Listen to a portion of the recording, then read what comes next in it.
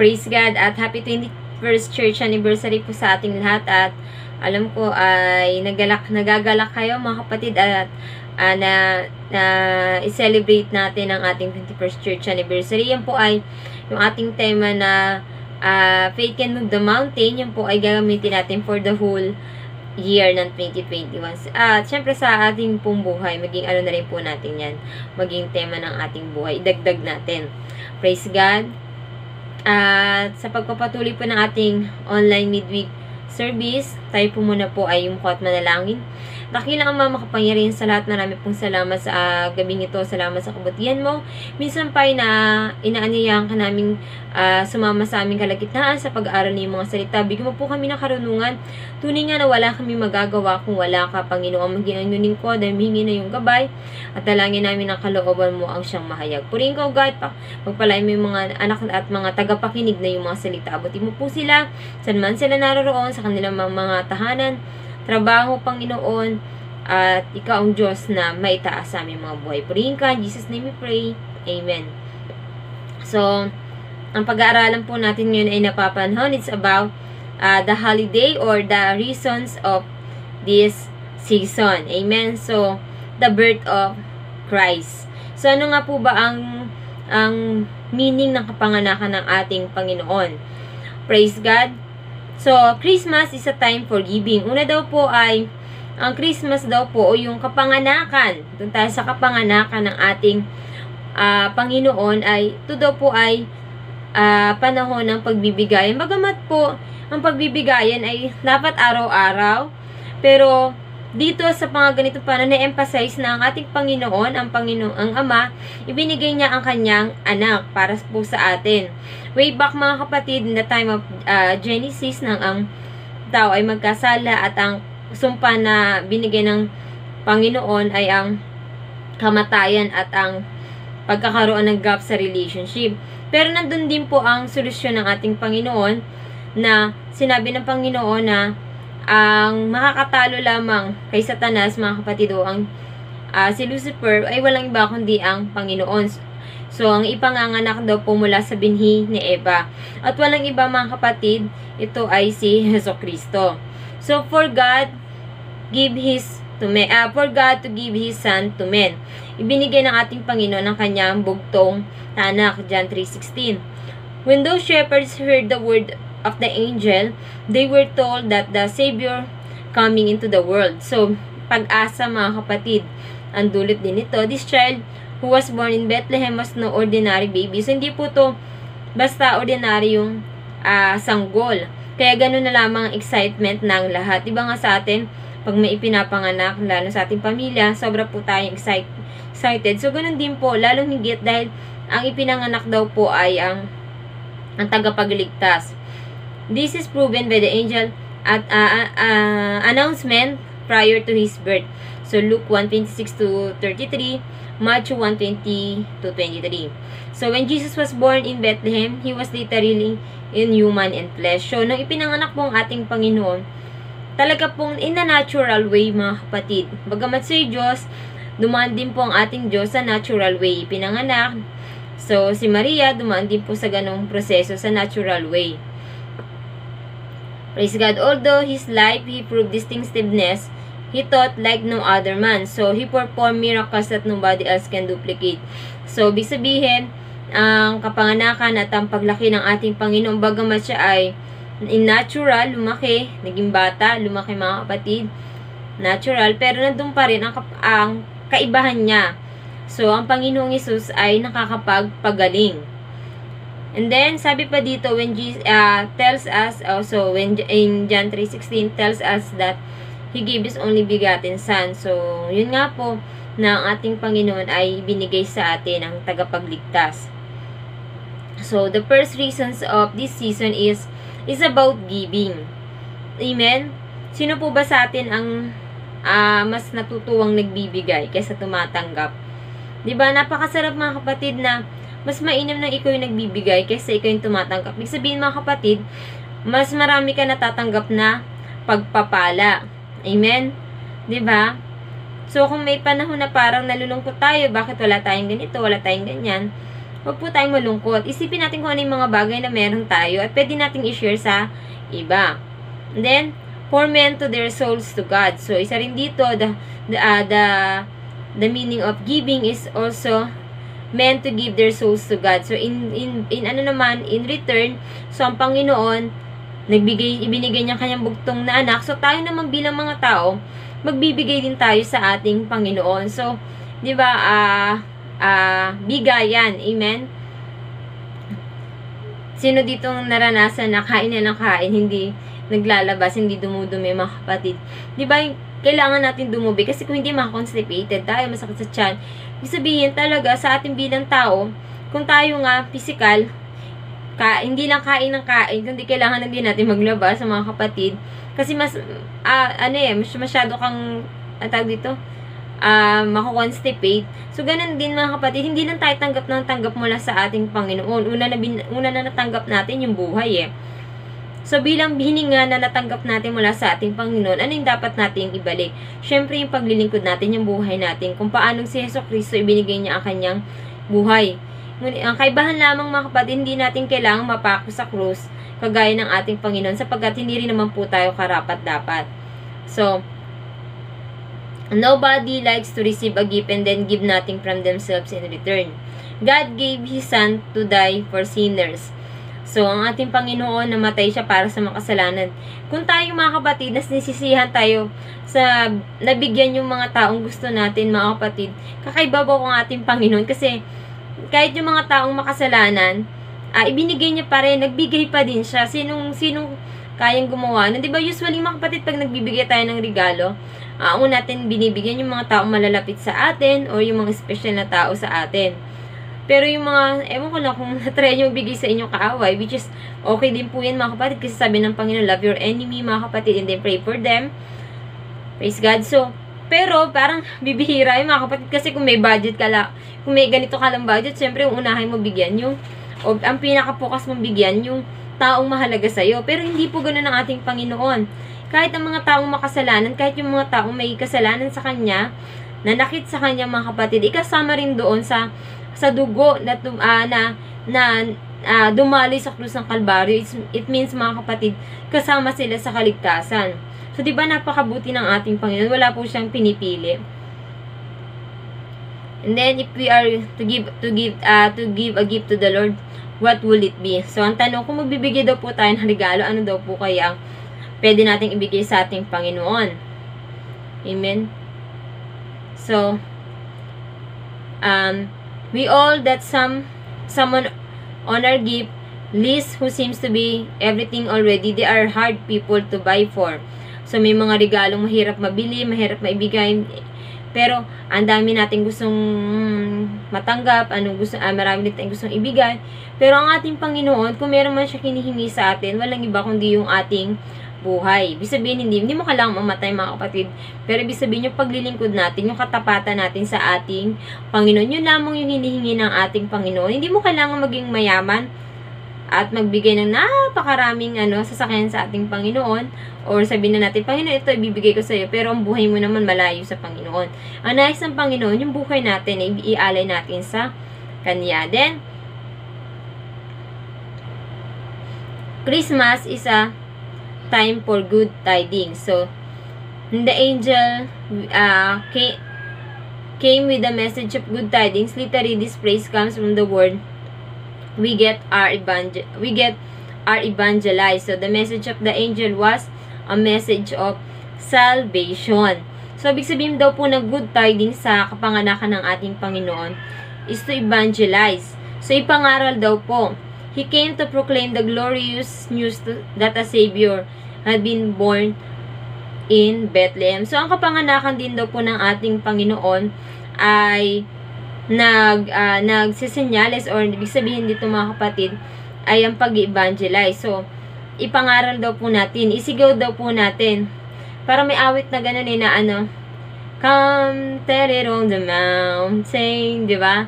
Na si Jesus Christ is born in Bethlehem. So, ewan ko tama lyrics ko, pero ganun mga kapatid na ipagsigawan daw po natin na ipinanganak ng ating Panginoon. Huwag po tayong mahiya na mag-share ng salita ng Panginoon.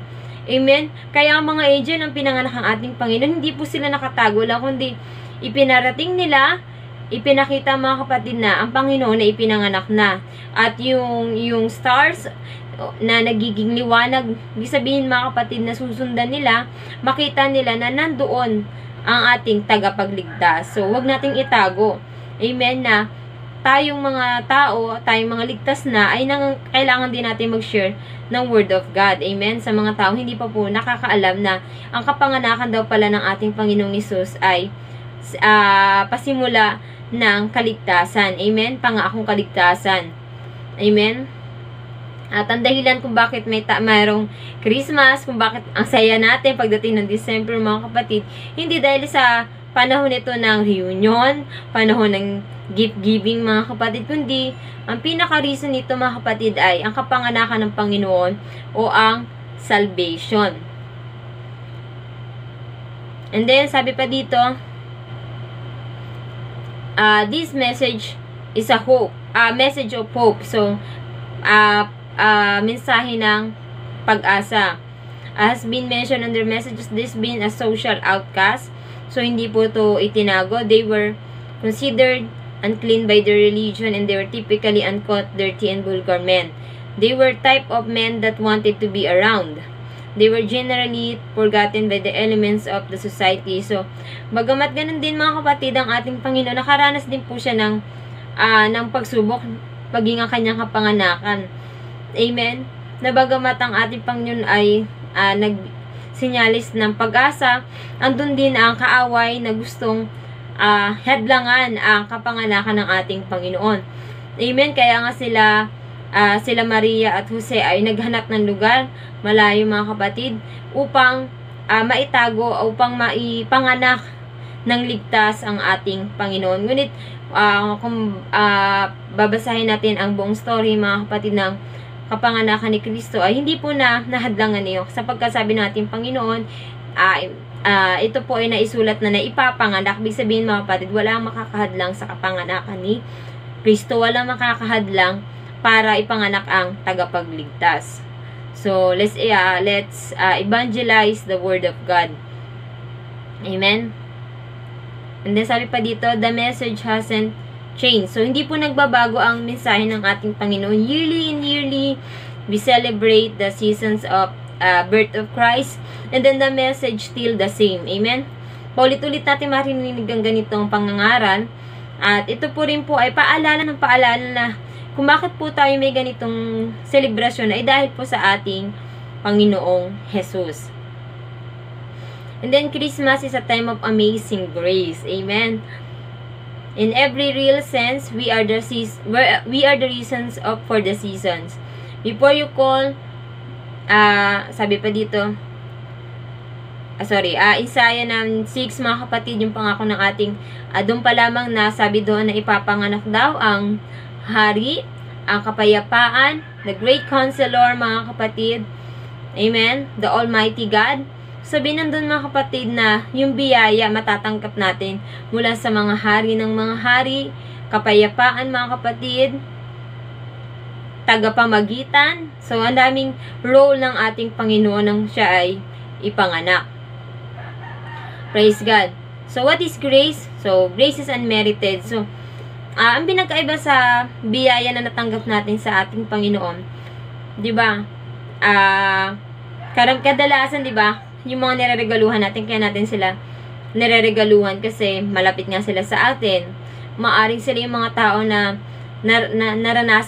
ipinaramdam sa atin ang pagmamahal, ipinaramdam sa atin ang magandang relasyon. Kaya in return, we give gifts for them. Amen? So, kumbaga, they deserve to receive gifts. Amen? Amen? So, iba po sa grasya ng ating Panginoon. Amen? So, iba po sa kaligtasan, sa grasya ng Panginoon, sapagkat sa atin, wala tayong ginagawa, wala tayong kailangang gawin, mga kapatid, kasi ang biyayan, ang regalo ng Panginoon is unmerited. Amen? Hindi mo, kahit anong gawin mo, mga kapatid, hindi mo matutumbasan ang gifts na binigay sa ating Panginoon. Binigay niya to sa atin. Diba? Naranasan ba natin yung, ewan ko, nakakanood kayo ng yung mga vloggers yung mga influencer, mga kapatid, social influencer, sila nagbibigay sila ng mga gifts kahit kanino. Amen? So, parang ganun, yung mga tao na nire-receive nila, hindi nila kaano-ano, walang impact sa wala naman sila natanggap mula sa tao na yon, wala silang relasyon. Pero dahil sa pag-ibig nila, binibigyan nila ng gift yung mga tao na yon. Amen? Walang ginagawa sa kanila. Ibig sabihin, sa atin mga kapatid, sa ating Panginoon, na ang pag-ibig ng Panginoon ay hindi kayang tutumbasan, na siya ang una nagmahal, siya ang una nagbigay. And then, ang Panginoon, walang pinipili. At ang nakakaiba sa ating Panginoon, kung tayo nagbibigay tayo sa mga taong malapit sa atin, nagbigay sa atin, nagkaroon sa atin ng impact sa life natin ng Panginoon, kahit ang mga taong makasalanan, mga kapatid, ay binigyan niya na regalo, pangkalahatan, walang pinipili ang ating Panginoon. Mayaman ka man, mahirap ka, ano mang status ng buhay mo, sino ka man, ano man ang kalagayan mo mga kapatid, ay maaari kang makatanggap ng biyaya ng ating Panginoon o yung grasya ng ating Panginoon. At sa atin na lang yun kung tatanggapin natin. Amen? At di ba napakasarap na tumanggap ng mga bagay na mula sa ating Panginoon. Christmas is a time for glorifying God. So, the Christmas or the birth of Christ is the time to glorify God. So, not only on Christmas, mga kapatid, or on these seasons, but we need to glorify God in our life. Amen? So, mas maraming, mas maraming panahon ka lang talaga mga kapatid or ito yung panahon na alalahanin din natin na bakit ba natin kailangan mag-glorify ang ating Panginoon. After the first angel finished his speech, he was immediately joined by a mass multitude in heavenly hosts and lifted their voice to give glory to praise to the Lord. So, pagkatapos daw ng anghel na magsalita, ay naroon ang napakalakas na mga tinig, mga kapatid, na sumasamba, nagbibigay kapurihan sa ating Panginoon. Amen? So, kung ang mga anghel nga ay sumasamba sa ating Panginoon, na hindi naman sila recipient ng salvation, amen? How much more sa atin, mga kapatid, na the birth of Jesus Christ is for us, amen? A sign of hope, a sign of salvation, amen? So, dapat, mga kapatid, na tayo talaga, dapat we glorify God because He deserve it, amen? Na kung itong mga anghel nga mga kapatid ay sila nagpupuri sa ating Panginoon, dapat tayo ring mga tao, purihin natin ang ating Panginoon. Praise God. And then, sabi ko nga sa inyo mga kapatid that the reasons of these seasons is a time for giving. Amen? Pagbibigayan. Amen? Praise God. So, kung hindi rin naman required na mga kapatid, it's not about kung may ibigay ka o wala, mga kapatid. Hindi yung ganun, mga kapatid. It is about giving to God. Amen? Referring to God. Kasi baka naisip natin kung wala tayong may ibigay sa kapwa natin, baka madamo tayo. Kung wala naman po talaga tayo, the best gift na pwede rin natin i-offer o ibigay natin sa ating kapatid, amen, is the prayer. And then, good tidings. So, what's the meaning of the good tidings is to evangelize. Daw po tayo, mangaral tayo ng ebanghelyo ng ating Panginoon. Amen? So, every time na tinatanong tayo what's the meaning of Christmas, or mas mainam na i-share din natin na ang kapanganakan ng ating Panginoon is a sign of salvation. Amen? Hindi lang basta nagkabit tayo ng mga dekorasyon sa ating mga tahanan. Mainam din na may paliwanag natin or alalahanin din natin, mga kapatid, na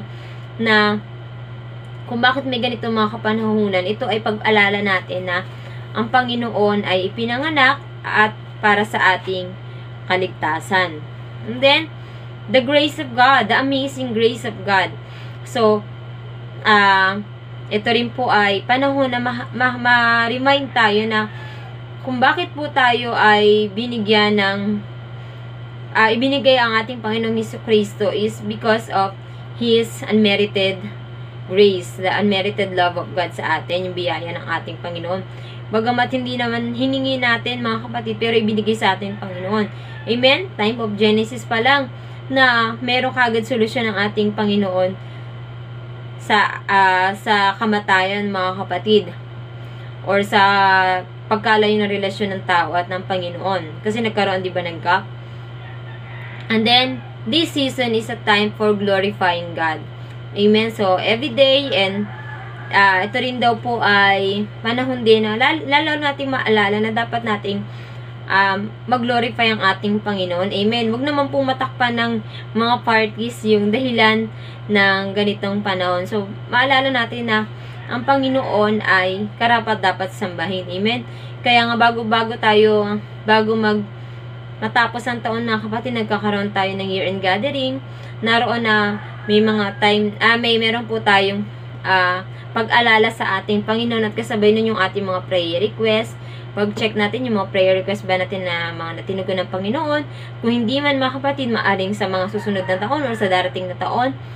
And then, so, magandang pag-alala nito, mga kapatid, ng mga dahilan na dapat pasalamatan nating Panginoon. Diba? Yung mga blessing na tatanggap natin. So, count your blessing, name it one by one. Naalala kong sabi ng ating pastor sa kanyang lecture na hindi lang basta magpasalamat ka sa Panginoon sa blessing na tanggap mo. Mas mainam, mga kapatid, na kung kaya mong i-name, Lord, naalala ko yung panahon na walang-wala ako. Nandito ako sa ganun ng pagkakataon. Tinugo mo yung panalangin ko. Diba yung meron na pa-flashback? Kasi pag generalize, parang okay lang. Pero pag inaalala mo, ako kasi, mga kapatid, every time na alalahanin ko from my sinful life, mga kapatid, yung aking klase ng pamumuhay, lalo kong mas nararamdaman na ang taas ng Panginoon at ito lang ako. Pero ganun pa man, ang pag-ibig ng Diyos ay nag-uumapaw. Ang sarap, diba? Ang sarap alalahanin ang kabutihan ng Diyos. So, alalahanin natin yung mga blessings,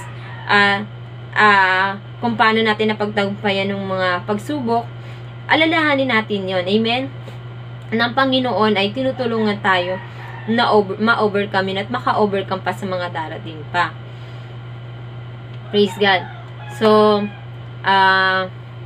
it's time for Christmas, time for going home.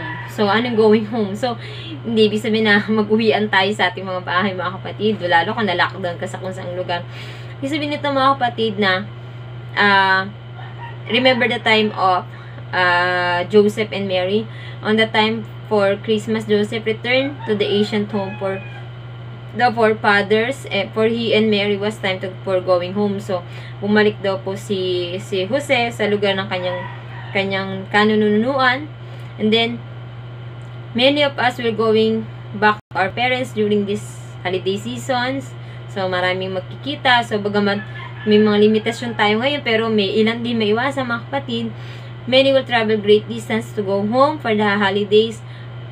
But, this is what makes Christmas special. So, ibig sabihin, mga kapatid, na isa rin daw po nagiging dahilan ng special ang Kapaskuhang ito, itong mga panahon nito. Kasi, di ba, ito yung nagiging time ng pagsasama-sama natin. Lalo na re-reunite yung ating pamilya. I believe, mga kapatid, itong nangyari sa atin.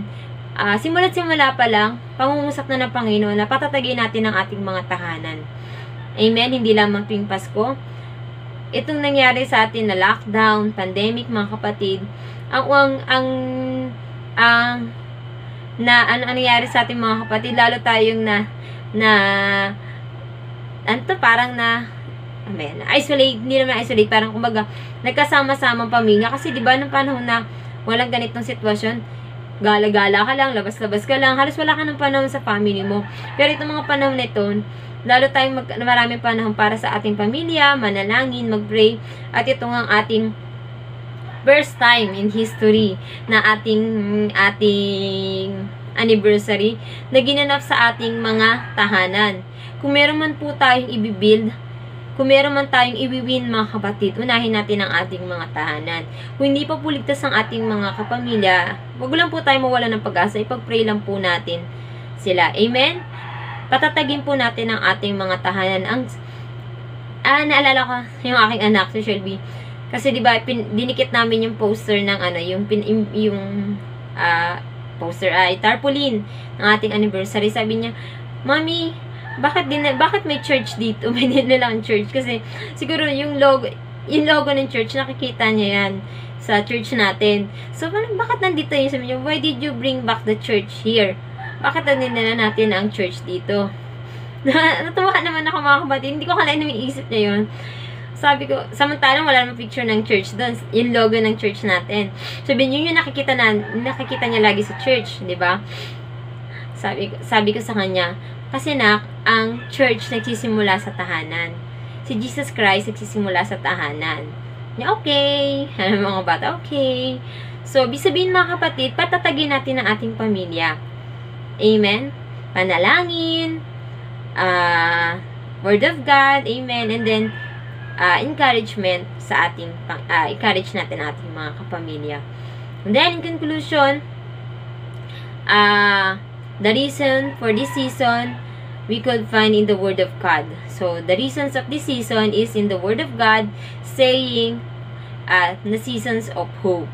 Ito yung panahon ng pag-asa. Ano mang ang mga hinaharap natin mga pagsubok, sinubok din ng ating Panginoon bago siya ipinanganak, pero naipanganak pa rin ng ating Panginoon. Ipinanganak pa rin ang pag-asa. Ibig sabihin, gaano mang katindi ang pagsubok, ang pag-asa ay ipapanganak. Darating ang pag-asa, ang liwanag. Amen? Praise God. So, manampalataya lang tayo sa ating Panginoon at patuloy po tayong manalangin at lumakad sa kanyang katwiran. Praise God. Napakabuti po ng ating Panginoon. Salamat po sa kanyang mga salita. And hopefully, mga kapatid, sa ating mga tahanan, lagi po tayong manalangin at wag po nating hayaan na hindi po tayo mapuspos ng banal na espiritu ng ating Panginoon. And then, kung may mga prayer request po tayo, ito yung panahon na maririnig ng ating mga kapamilya. I-pray po natin sa ating mga tahanan. Praise God. At muli po, sa ating closing prayer po, gawin po natin sa ating mga tahanan. At kayo na po ang mag-closing sa inyong tahanan. Maraming po salamat at sa kanya ang lahat ng kapurihan. God bless everyone.